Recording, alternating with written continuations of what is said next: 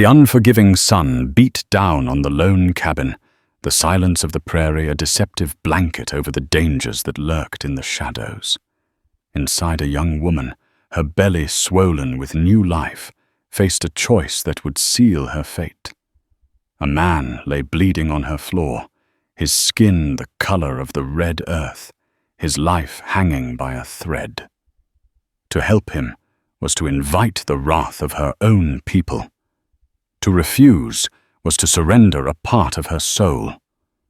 What she did next would echo through the canyons and ignite a saga of courage, prejudice, and an unlikely alliance that would become a legend of the West.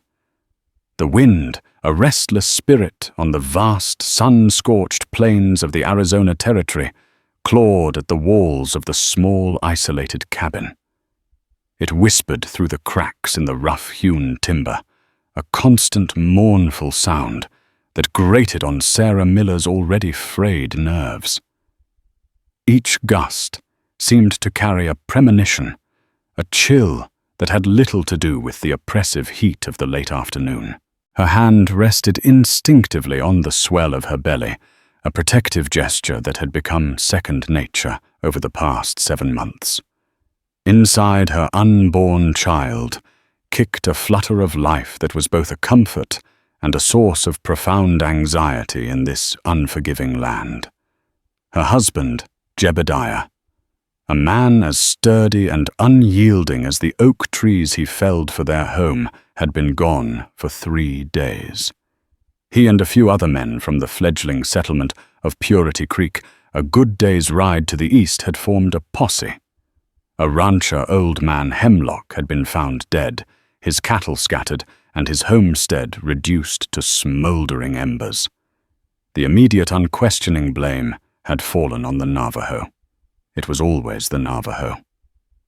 The whispers in Purity Creek had been venomous talk of retaliation and extermination.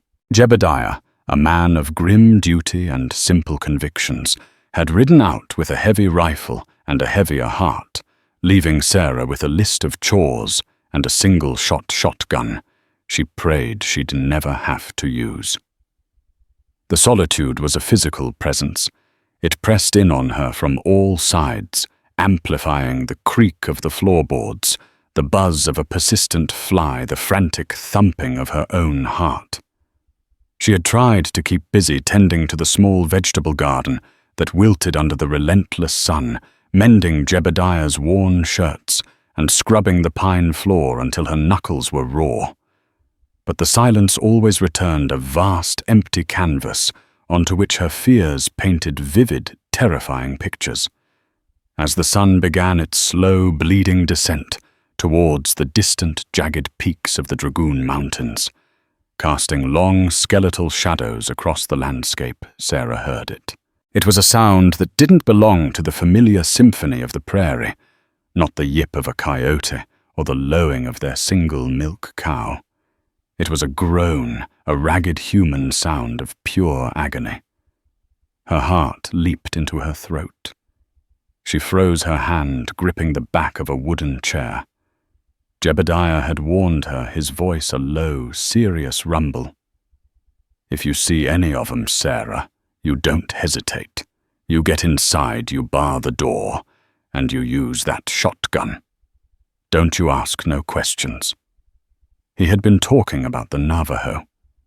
Peeking through the grimy glass of the single window, her body trembling, she saw him. He was lying near the well, a crumpled heap of buckskin and dark, flowing hair. A deep, angry red stained the parched earth around him, a stark and brutal contrast to the muted tones of the dying day. He was Navajo, of that there was no doubt. His face, contorted in pain, was turned towards the cabin. His dark eyes glazed with a mixture of desperation and delirium. Sarah's first instinct was pure, undiluted fear. The stories she had heard in Purity Creek, tales of savage raids and merciless warriors, flooded her mind. She thought of Old Man Hemlock, of the fear in the eyes of the other women in the settlement. She should follow Jebidiah's instructions. Bar the door, load the shotgun, wait for the inevitable. But then another groan escaped the man's lips, a sound so raw, so filled with a suffering that transcended race or allegiance, that it pierced through the thick armor of her fear. It was the sound of a human being in his last extremity. She saw the rise and fall of his chest, a shallow, desperate struggle for each breath. She saw the dark, viscous pool of blood that was steadily growing larger. Her gaze fell to her own swollen belly. A life was growing within her, a life she would protect with the ferocity of a she-bear. And out there in the dust, a life was draining away. How could she, on the cusp of bringing a new soul into the world, stand by and watch another depart from it in such a brutal, lonely fashion? The conflict raged within her, a tempest of ingrained prejudice and innate compulsion. The world she knew, the world of Purity Creek, and Jebidiah's stark certainties screamed at her to lock the door. But a deeper, quieter voice, the voice of her own conscience, a voice that had been nurtured by a devout mother who had taught her that all souls were precious in the eyes of God, urged her towards the dying man. With a sob that was half prayer, half surrender, Sarah made her choice. She unlatched the door. The screech of the wood, a sound of finality.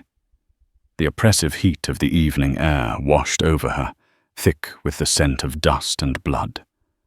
She took a deep breath, her bare feet pressing into the warm, familiar wood of the porch, and stepped out into the twilight. She was no longer just a settler's wife waiting for her husband. She was a woman, walking towards a destiny she could not yet comprehend, a destiny that lay bleeding in the dust beside her well. The metallic scent of blood was overpowering, a cloying sweetness that clung to the back of Sarah's throat and made her stomach churn. As she drew closer, the full extent of the man's injuries became terrifyingly clear. His buckskin shirt was shredded on one side, and a deep, ragged gash ran from his shoulder down his ribs. It wasn't a clean wound from a knife or an arrow. It was torn and brutal, as if he had been gored by an animal or caught on a jagged piece of rock. His breathing was a series of shallow, rattling gasps, and a feverish sheen coated his high cheekboned face. For a moment, Sarah's resolve wavered. He was a large man, powerfully built despite his current state. Even in his delirium, there was an aura of raw, untamed strength about him. The stories of Navajo warriors, fierce and unforgiving, whispered again in her mind. What if this was a trick? A ploy to gain entry into her home? But then his eyes, dark and clouded with pain, fluttered open and met hers. There was no malice in them, no cunning. There was only a vast, silent landscape of agony and a plea that was more profound than any spoken word. In that instant, he was not a Navajo warrior, a faceless enemy from her husband's tales. He was simply a man bleeding and broken on the verge of death. "Don't you die on me." Sarah whispered the words, more a command to herself than to him. Not here. Not now. The effort to move him was monumental. He was a dead weight, and in her advanced state of pregnancy, her own body felt clumsy and ill-equipped for the task. Gritting her teeth, she looped her arms under his, her bare feet scrabbling for purchase in the loose dirt. She strained her muscles, screaming in protest, her back aching with a fire that mirrored the pain in her belly. He groaned a low, guttural sound, and for a terrifying second, she thought he might lash out in his delirium. But he remained limp, his life seemingly hanging by the thinnest of threads. Inch by agonizing inch, she dragged him across the yard and up the 2 steps onto the porch. The rough wood scraped against his exposed back, and she winced in sympathy. Finally, with a last, desperate heave that left her breathless and dizzy, she pulled him over the threshold and onto the cool pine floor of her cabin. She slammed the door shut and slid the heavy wooden bar into place, the thud echoing the frantic beating of her own heart. She was committed now. There was no turning back. He was inside her home, his blood staining the floorboards she had so diligently scrubbed just that morning. Working with a frantic, desperate energy, Sarah tore strips from one of Jebidiah's old linen shirts, her hands shaking so badly she could barely guide the scissors. She fetched the wooden bucket of water from the corner, the water she had hauled from the well that very morning, and a bar of lye soap. Kneeling beside him, she gently, tentatively began to clean the wound. The gash was even deeper and more severe than she had first thought. It was filled with dirt and small, sharp fragments of rock. His skin was hot to the touch, the fire of infection already beginning to consume him. As she worked, her revulsion warred with a grim, burgeoning sense of purpose. This was not so different from tending to a sick animal, she told herself, though the lie was thin and unconvincing. This was a man's life in her hands. He drifted in and out of consciousness. At times his eyes would open, and he would stare at her with a dazed, uncomprehending expression. He murmured words in a language she did not understand, a torrent of guttural sounds and soft-flowing syllables. Once he cried out a sharp, piercing sound that made her jump, and his hand shot out, grabbing her wrist. His grip was surprisingly strong, his fingers like bands of iron. Sarah froze her breath, catching in her throat. She looked down into his face, into the depths of his fever-bright eyes, and saw not a threat but a desperate primal fear. "It's all right," she found herself saying, her voice soft and soothing, the way she imagined she would one day speak to her own child. "I'm not going to hurt you. Just be still now. You're safe here." To her astonishment, his grip loosened. His head fell back against the floor, and his eyes slid shut again. A fragile, unspoken trust had been forged in that moment, a covenant sealed not with words, but with a shared vulnerability. For hours she worked tirelessly. She cleaned the wound as best she could, her stomach clenching at the sight of torn flesh and exposed muscle. She brewed a strong, bitter tea from the willow bark she kept for Jebidiah's occasional fevers, hoping to bring down the man's raging temperature. She managed to trickle a few drops of the tea between his cracked, parched lips. As darkness fell, casting the small cabin in the flickering, uncertain light of a single tallow candle, Sarah sat on a low stool, her shotgun resting across her lap, watching the stranger breathe. The world outside had vanished. There was only the small, self-contained drama within these four walls, the steady, rasping sound of the man's breathing, the guttering flame of the candle, and the silent, rhythmic kicking of the child in her womb. She was terrified. She was terrified of what she had done, of the consequences that would surely follow. What would Jebidiah say when he returned? What would he do? He was a hard man, a man who saw the world in stark, unforgiving terms of black and white, settler and savage. He would not understand this act of mercy. He would see it as a betrayal, a reckless endangerment of their family. And what of the men from Purity Creek? If they discovered she had harbored a Navajo, they would see her as a traitor. Her home, her life, her unborn child. Everything was at risk. And yet, as she looked at the man lying on her floor, his life a fragile flame she was desperately trying to shield from the wind, she felt not regret, but a strange, unshakable sense of rightness. She had chosen compassion over fear, humanity over prejudice. Whatever the cost, she knew in the deepest part of her being that she had made the only choice she could live with.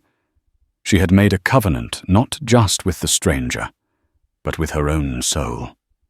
And it was a covenant written in blood. The night was long and filled with a suffocating tension. Every creak of the cabin's timber, every rustle of the wind in the thatch of the roof sent a fresh jolt of adrenaline through Sarah's exhausted body. She did not sleep. She sat in her rocking chair, the shotgun heavy and cold across her lap, her eyes fixed on the stranger. He was a still, dark shape in the corner of the room, his breathing a constant, ragged reminder of the momentous decision she had made. He was a furnace, radiating a heat that seemed to fill the small space.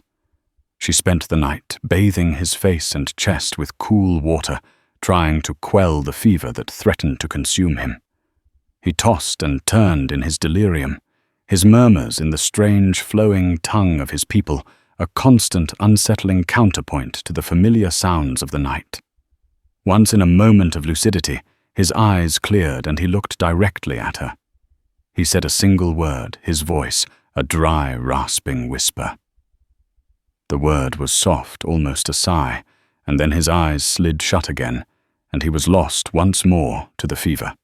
Sarah did not know the word's meaning, but the tone in which it was spoken, a tone of profound, weary gratitude, resonated deep within her. It was a fragile bridge between their two disparate worlds, a flicker of understanding in the vast, dark chasm of their differences. As the first pale fingers of dawn crept over the horizon, painting the eastern sky in shades of rose and grey, the fever finally broke. The intense burning heat that had radiated from the man's body began to subside, replaced by a sheen of sweat. His breathing, though still shallow, lost its ragged, rattling edge and became more regular. He was still desperately weak, but he had survived the night. Sarah felt a wave of relief so profound it left her weak and trembling. He woke with the full light of morning. His eyes were clear now, though sunken and shadowed with exhaustion.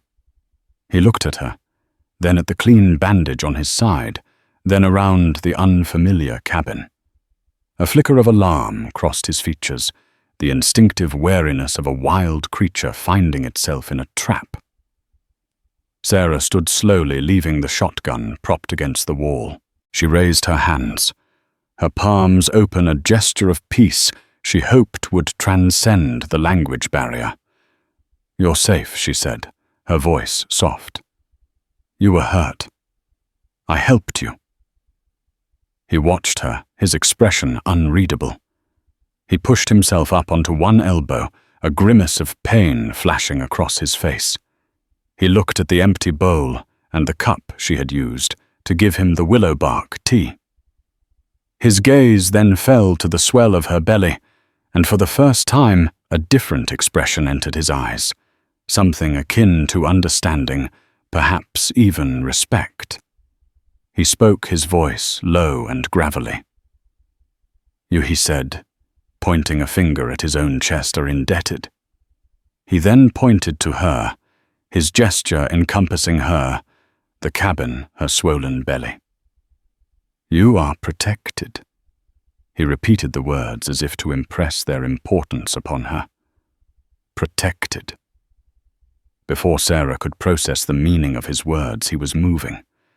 With a grace and fluidity that belied his injuries, he rose to his feet. He swayed for a moment, steadying himself against the wall.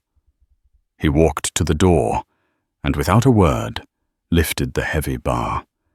He turned and looked at her one last time, his dark eyes holding hers for a long, silent moment. Then he was gone, melting back into the landscape from which he had emerged, leaving Sarah alone with the lingering scent of blood and willow bark and the faint, echoing promise of his words. The rest of the day passed in a blur of anxious activity.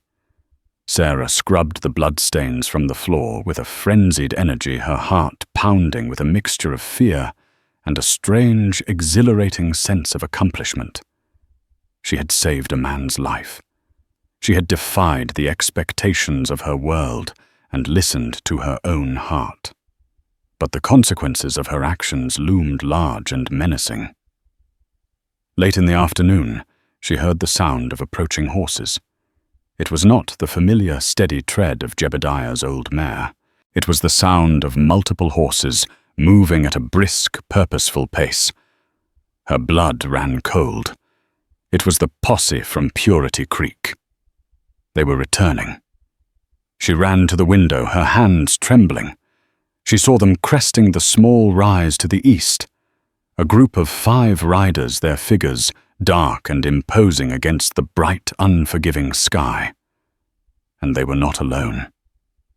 Tied to a rope behind one of the horses was a Navajo man. His hands bound his head, bowed in defeat. Sarah's heart sank. They had found their culprit. The venomous whispers in Purity Creek would now become a roar. And what if they discovered her secret? What if the man they had captured was from the same clan as the man she had helped? What if he spoke of a lone woman in a cabin who had offered aid? As the riders drew closer, she recognized her husband, Jebidiah, in the lead. His face was set in a grim, triumphant mask. He saw her standing in the doorway and raised a hand in greeting. But there was no warmth in the gesture. His eyes were cold, distant, the eyes of a man who had seen death and dispensed what he believed to be justice. That night, the cabin was filled with a new kind of silence, a silence that was colder and more profound than any she had experienced before. Jebidiah was a stranger to her. He spoke of the raid, of the tracking of the Navajo, of the brief, brutal fight that had ended in the man's capture.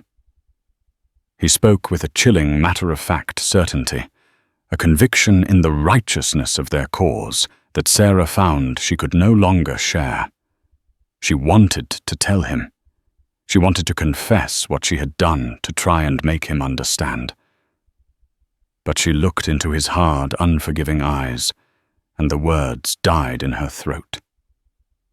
He would never understand. He would see her actions as a betrayal, not only of him, but of their entire way of life. She lay awake long after he had fallen into a heavy, exhausted sleep, her hand on her belly. The secret she carried a heavy, burning weight within her. The stranger's promise echoed in her mind. "You are protected." It had seemed like a simple statement of gratitude then.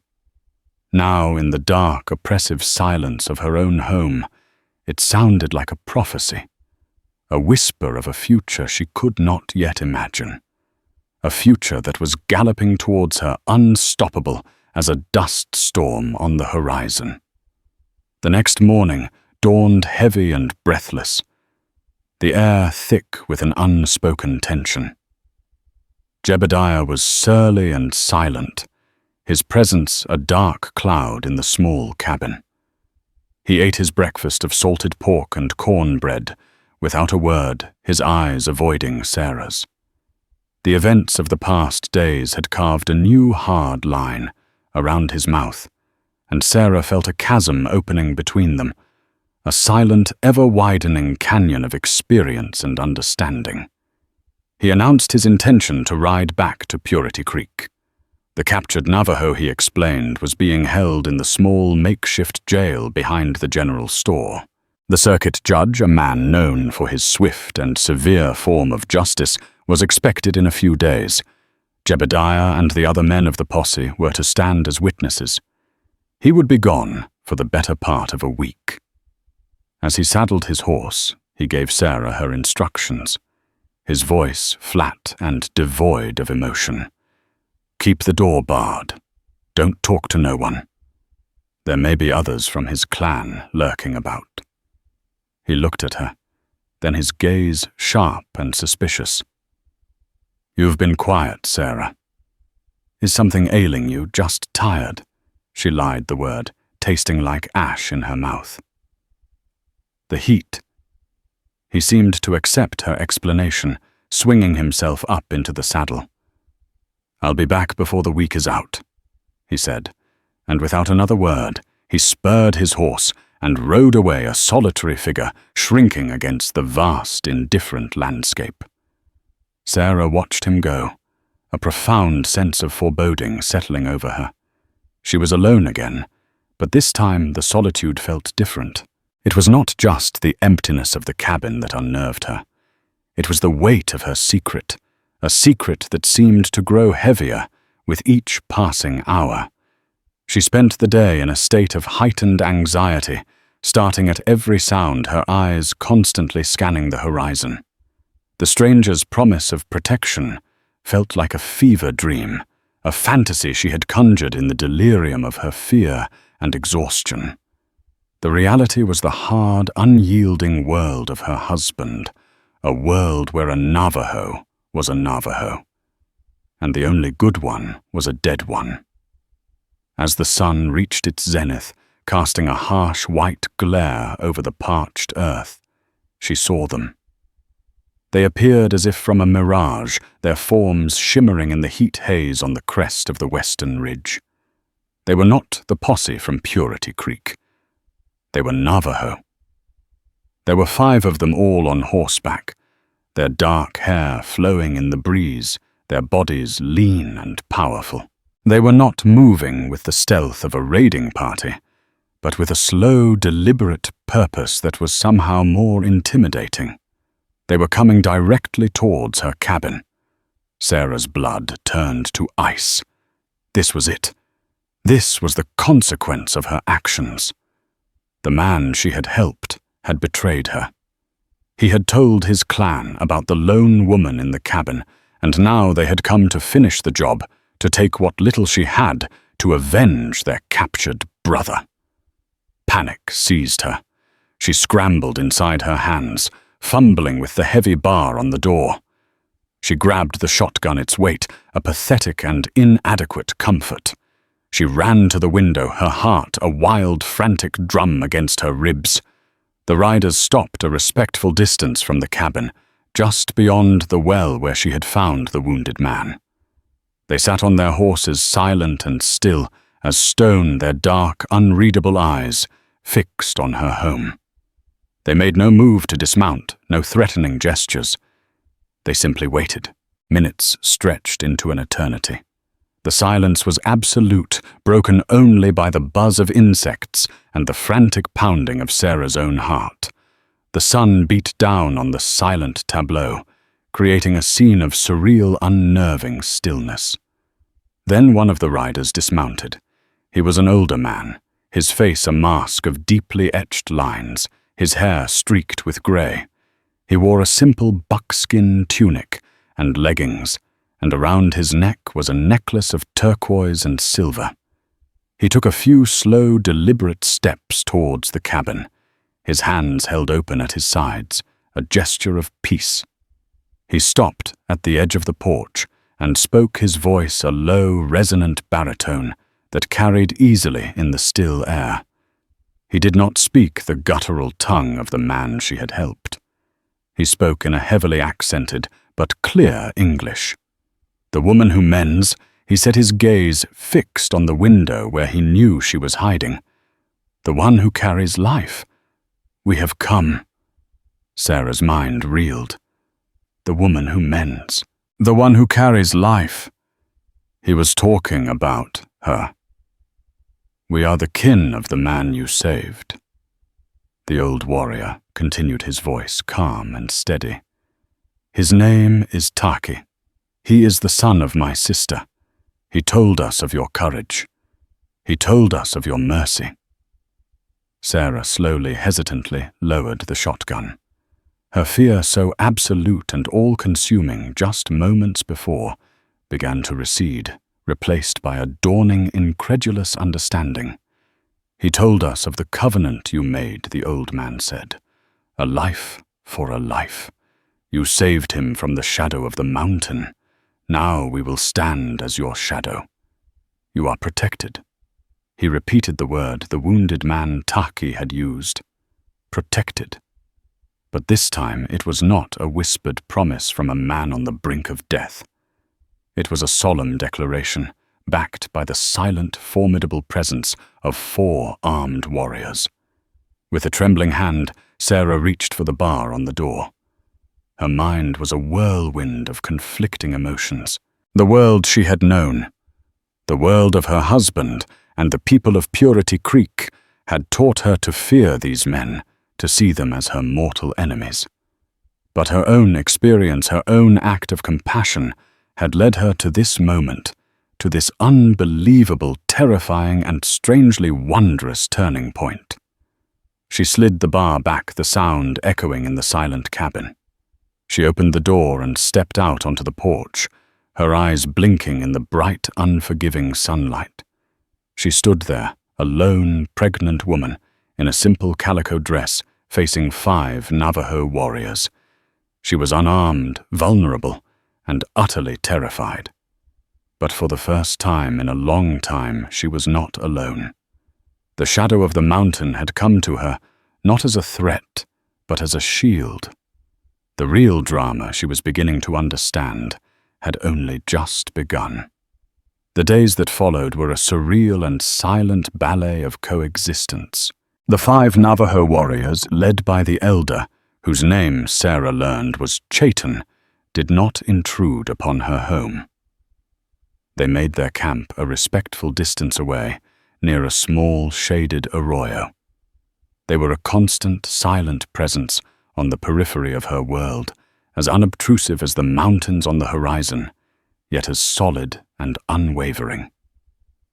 Sarah would see them as she went about her daily chores. One would be perched on the ridge, a sentinel silhouetted against the sky. Another would be patrolling the perimeter of her small plot of land, his movements fluid and ghost-like. They were her protectors, her guardians, a living, breathing fulfillment of Taki's promise. The irony was not lost on her. Her husband had left her with a shotgun to protect herself from these very men. Now they were her only defense, her silent shield against a world that would condemn her for the very act of compassion that had brought them to her doorstep. Communication was sparse, a thing of gestures and single, carefully chosen words. Chaitin the elder was the only one who spoke any English. He would approach her once a day, usually in the cool of the evening, to inquire if she needed anything. His questions were simple, direct. Water, food. Wood Sarah, in turn, would leave a bucket of fresh, cool water from the well near their camp each morning. One day, she baked an extra loaf of corn bread and left it on a clean cloth beside the water. The next morning, the bread was gone, and in its place was a brace of plump, freshly killed quail. It was a silent, ongoing exchange, a language of mutual respect and shared humanity that transcended the need for words. The presence of the warriors was a strange comfort. The oppressive solitude that had once been her constant companion had been replaced by a quiet sense of security. She slept more soundly than she had in months, the knowledge that 5 pairs of vigilant eyes were watching over her, a more effective balm than any locked door or loaded gun. But her new reality was not without its own anxieties. What would happen when Jebidiah returned? How could she possibly explain the presence of 5 Navajo warriors camped on their land? The thought of his reaction, of his rage and confusion, was a constant gnawing fear at the back of her mind. And then there was the question of the captured man in Purity Creek.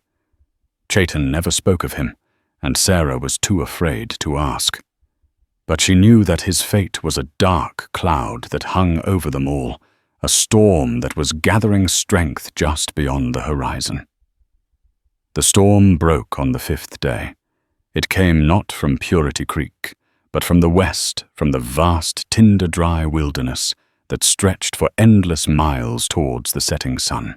It started as a faint haze on the horizon, a smudge of grey against the brilliant blue of the sky. By midday, it had become a roiling, angry plume of dark smoke that blotted out the sun, casting an eerie orange twilight over the land. A wildfire. The wind, which had been a restless but constant companion, shifted, picking up speed, carrying with it the hot, acrid smell of burning pine and mesquite. It was blowing directly towards them. Sarah's blood ran cold. The prairie grass, dried to a crisp by the relentless summer sun, was as flammable as gunpowder. Her small wooden cabin, her garden, her very life stood directly in the path of the inferno. Just as a wave of pure, unadulterated panic was about to overwhelm her, Chaitan appeared at her doorstep. His face, usually so calm and impassive, was etched with a grim urgency. Behind him, the other 4 warriors were already in motion, their previous stillness replaced by a flurry of purposeful activity. "The fire comes," Chaitan said, his voice low and urgent. "We must prepare." There was no time for fear, no time for hesitation. Sarah was no longer a lone woman waiting for her husband. She was part of a team, a small, determined unit, fighting for its survival. Under Chaitan's direction, they worked with a frantic, desperate efficiency. 2 of the warriors, armed with axes and shovels, began digging a fire break, a wide, shallow trench in the earth around the cabin and the small, rickety barn that housed her milk cow. They worked with a speed and strength that left Sarah breathless, their muscles rippling as they tore at the hard, unforgiving ground. Chaitan sent Sarah to the well with every bucket she owned. She hauled water until her back screamed in protest, until her hands were raw and blistered. She soaked blankets, burlap sacks, anything that would hold moisture, and laid them on the roof of the cabin and the barn. The other 2 warriors, moving with the speed and agility of deer, were setting backfires. They used torches to burn a wide swath of grass ahead of the approaching blaze, creating a black, barren no-man's land that, would they prayed, starve the main fire of its fuel. It was a dangerous, desperate gamble. A shift in the wind could send their own fires raging back towards them. As the afternoon wore on, the world transformed into a living nightmare. The sky turned a terrifying, apocalyptic orange. Ash, like a soft grey snow, began to fall, coating everything in a fine, gritty layer. The roar of the approaching fire was a physical presence, a monstrous, hungry beast that shook the very ground beneath their feet. Sarah worked alongside the men, her face streaked with soot, her lungs burning with the thick, acrid smoke. She forgot her pregnancy, her fear, her husband. She was a creature of pure primal instinct, fighting for her life and the lives of the men who had, against all odds, become her allies. The fire hit them at dusk. It was a wall of flame 100 feet high, a raging, roaring, tidal wave of destruction. It slammed into the backfire zone, and for a terrifying, heart-stopping moment, it seemed as if it would leap across the blackened ground and consume them all. But the backfire held. The fire, starved of fuel, swirled and eddied at the edge of the burned-out area, seeking a new path, a new victim. The heat was immense, a physical blow that buckled Sarah's knees and scorched her lungs. Chaitan grabbed her arm, pulling her back behind the relative safety of the wetted-down cabin. They stood together, the pregnant white woman and the 5 Navajo warriors, a small, defiant island in a sea of fire, and watched as the main blaze split and roared past them on either side, a great fiery river that continued its relentless, destructive march to the east. They had survived. The cabin was safe. The cow, lowing in terror in the barn, was safe. They were all safe. As the fire receded into the distance, leaving behind a blackened, smoking landscape and a sky the color of a fresh bruise, Sarah looked at the men around her. Their faces were black with soot, their eyes red-rimmed and weary. But they were alive. And in their shared ordeal, in the crucible of the fire, a new bond had been forged. A bond stronger than any spoken promise, an alliance sealed not in blood, but in fire and ash. She looked at Chaitan, and for the first time she saw him smile. It was a small, weary, but genuine smile. "The fire has passed," he said. "You are safe." And in that moment, Sarah knew that whatever happened when Jebidiah returned, whatever judgment the world of Purity Creek might pass upon her, her life had been irrevocably changed. She had faced death and survived. She had found friendship in the most unlikely of places. She had become, in a way she could never have imagined, one of the protected. And she knew with a certainty that settled deep in her bones that she would face whatever came next, not as a frightened, solitary woman, but as a member of an alliance forged in fire. The world after the fire was a study in black and grey. A thick, choking haze hung in the air for 2 days, a constant reminder of the inferno that had swept through. The sun was a dull, muted orb, and a fine layer of ash coated every surface, turning the familiar landscape into a monochromatic, ghostly realm. The smell of smoke and scorched earth was a constant, invasive presence. In this strange, altered world, the unlikely alliance between Sarah and the warriors solidified into a quiet routine. The immediate life-or-death crisis had been replaced by the shared, mundane tasks of survival. Together they worked to secure what remained. The warriors, with an efficiency that amazed Sarah, repaired the section of fence that had been consumed by the fire, their movements economical and precise. They helped her clear the ash from her wilting garden, their stoic silence a comforting presence in the eerie quiet. Sarah, in turn, shared what little food she had. She cooked for them, leaving pots of stew and fresh bread near their camp. The unspoken exchanges continued. One morning, she found a meticulously crafted small wooden cradle on her porch, sanded smooth, a silent, powerful acknowledgement of the new life she carried.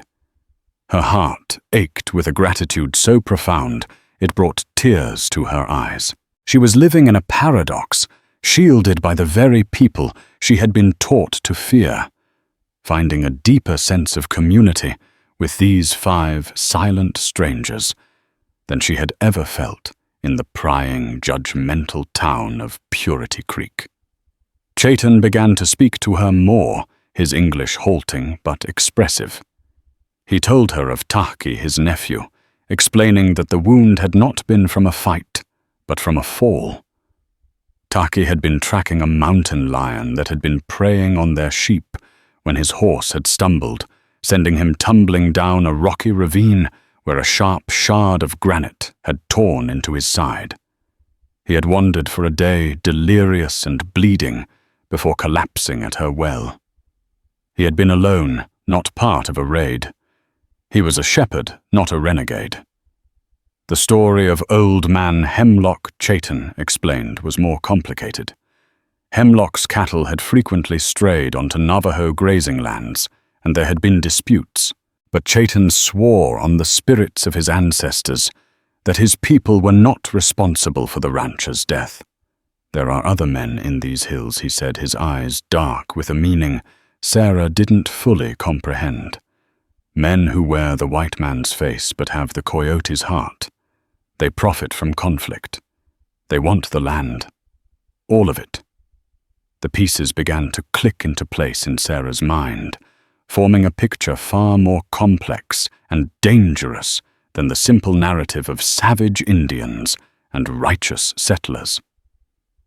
The world was not black and white, as Jebidiah believed. It was a shifting landscape of grey, filled with shadows and hidden motives. It was on the third day after the fire, as the haze finally began to lift, and a sliver of clean blue sky appeared on the horizon, that Jebidiah returned. He arrived without warning. One moment the world was still and silent. The next, the sound of a lone horse cut through the quiet. Sarah's heart seized in her chest.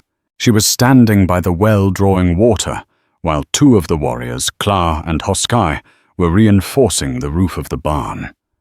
Chaitan and the others were out of sight, likely on one of their silent patrols. Jebidiah reined in his horse, his eyes taking in the scene with a stunned, disbelieving horror. He saw the blackened, scarred earth surrounding his homestead. He saw the two Navajo men working on his barn, their bare, muscled backs gleaming with sweat. And he saw his pregnant wife standing not 50 feet from them, her expression a mixture of terror and defiance. For a long moment, he was utterly still, a man carved from stone. The color drained from his face, replaced by a dark, furious flush. His hand went instinctively to the rifle, holstered to his saddle. Sarah. His voice was a raw, strangled cry of rage and betrayal. "Get in the house! Get away from them!" Kla and Hoskai froze their bodies, tensing. They turned slowly, their hands empty, but their posture radiating a readiness for violence. They looked not at Jebidiah, but at Sarah, waiting for a cue, a sign. "Jebidiah, wait!" Sarah pleaded, taking a step towards him, her hands raised in a placating gesture. "It's not what you think." "Not what I think," he roared, swinging himself down from the horse. He stalked towards her, his face a mask of pure fury. "I see vermin infesting my land. I see my wife standing amongst them, as if she were one of them. What in God's name has happened here? They saved me. Jebidiah, they saved us." Sarah's voice rose, laced with a desperation she had never felt before. There was a fire, the whole prairie burned. They saved the cabin, the barn. They saved my life. Jebidiah stopped his gaze, sweeping over the fire break, the soaked blankets still lying on the ground, the blackened landscape. For a flicker of a second, confusion warred with the rage in his eyes, but the lifetime of prejudice, the ingrained hatred was too strong. "They are liars and murderers!" He spat his eyes, locking onto the two warriors, who stood their ground, silent and watchful. "They are the reason this land is soaked in blood. The man we caught, the one from their clan, he was hanged in Purity Creek yesterday morning. Justice has been done." The words struck Sarah like a physical blow. Hanged? The man from the posse, the one they had captured, was dead. The dark cloud had finally broken, and the rain was one of bitter, tragic finality. She saw a flicker of profound grief, a deep, soul-wrenching pain cross the faces of Kla and Hoskai. Their brother, their kin, was dead, and her husband was celebrating it as justice. At that moment, Chaitan and the other two warriors emerged from the arroyo. They had heard the shouting. They moved with a silent, deadly purpose, fanning out to flank Jebidiah. Their faces grim, their eyes hard as flint. Jebidiah was suddenly surrounded. 5 Navajo warriors against 1 white man. But he was not intimidated. He was energized by his rage, his righteousness. He raised his rifle, leveling it at Chaitan's chest. "This is my land," he snarled. "Given to me by God and the United States government. I want you off it." now. Or so help me, I will send every last one of you to meet your maker." Chaitan did not flinch. He met Jebidiah's gaze, his own eyes filled with a weary, ancient sorrow. "This land was given to us by the Great Spirit, long before your government had a name." He said, his voice calm and steady, a stark contrast to Jebidiah's sputtering rage. "We are not here to take your land. We are here to honor a debt." He looked at Sarah, a silent communication passing between them. "This woman showed my kin mercy. She saved his life. In our way that creates a sacred bond, we swore to protect her. We will not leave her undefended. Protect her. From what from me? Her own husband." Jebidiah laughed a harsh, ugly sound. Sometimes a man's greatest enemy is his own blindness, Chaitan said softly. The standoff was absolute. The air crackled with a tension thicker than the smoke that had choked the sky. A single gunshot, a single rash move would ignite a new kind of fire, a fire of blood and vengeance that would consume them all. It was Sarah who broke the spell. She stepped between her husband and Chaitan, placing herself directly in the line of fire. Her body trembled, but her voice was clear and strong. "Put the gun down." Jebidiah, she commanded, her voice ringing with an authority he had never heard from her before. "You will not shed blood on this land today. Not in my home." He stared at her, his mouth agape. He saw not the timid, obedient wife he had left behind, but a woman transformed, a woman with a will of iron and a fire in her eyes that rivaled the one that had just swept the plains. "Sarah, they have poisoned your mind," he whispered, his rage faltering, replaced by a dawning, horrified confusion. "No, Jebidiah," she said, her hand resting on her swollen belly, the cradle of their unborn child. "They have opened my eyes. These men are not our enemies. They saved us.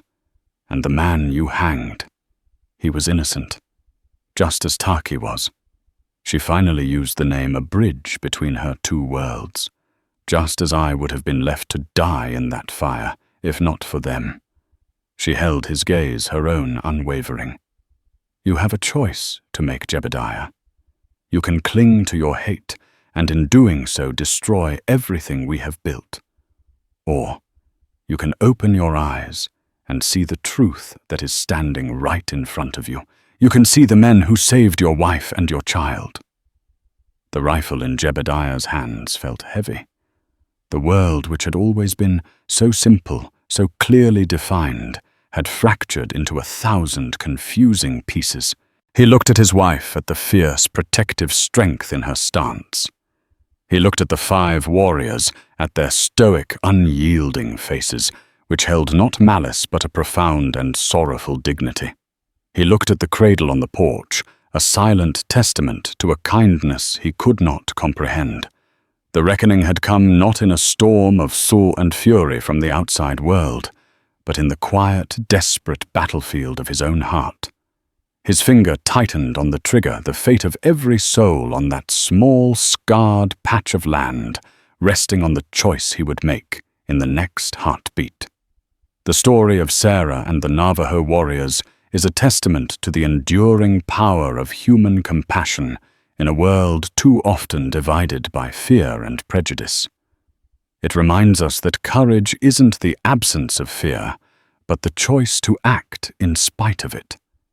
Her single act of kindness rippled outward, forging an unbreakable bond and proving that even in the harshest of landscapes, humanity can find a way to bloom. If this story of bravery and unlikely friendship moved you, please give this video a thumbs up to help us reach more people. Don't forget to share it with someone who appreciates tales of the true American West, and subscribe to our channel for more stories that bring history to life. Hit that notification bell so you never miss an update from our campfire. Thank you for listening.